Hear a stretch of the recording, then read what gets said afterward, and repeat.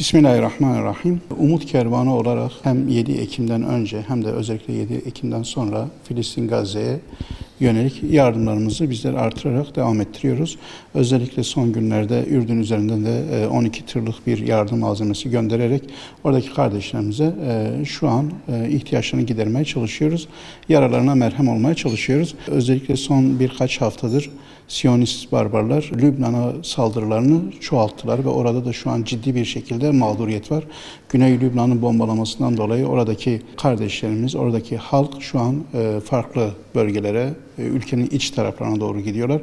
Bu da çok ciddi bir şekilde şu an mağduriyet doğurmaktadır. Özellikle bu mağduriyetler kadınlar ve çocukları daha fazla etkiliyor. Yavaş yavaş kış aylarına doğru da gidiyoruz. Aldığımız bilgiler doğrultusunda özellikle gıda ihtiyacı çok fazla. Bununla beraber sıcak yemek, ekmek ve bununla beraber barınacakları çadırlar. Çünkü evlerini bırakıp gittiler bu insanlar. Ve bu şekilde inşallah bizler hızlı bir şekilde Lübnan'a acil yardım çağrısını yaptık. Biz de hayırseverlerimize sesleniyoruz. Hayırseverlerimiz o konuda bizlere destek olsunlar. Bizler de onların yardımlarını hızlı bir şekilde buradaki kardeşlerimize ulaştıracağız.